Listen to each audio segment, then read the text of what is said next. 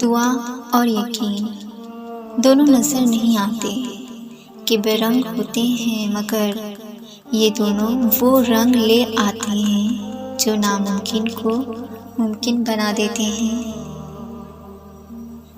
ہمارے گناہوں کو معاف فرما یا اللہ، اور ہمیں سچی توبہ کی توفیق نصیب فرما کہ رمضان المبارک جانے کے بعد بھی ہم گناہوں کی دنیا میں واپس نہ پلٹ جائیں۔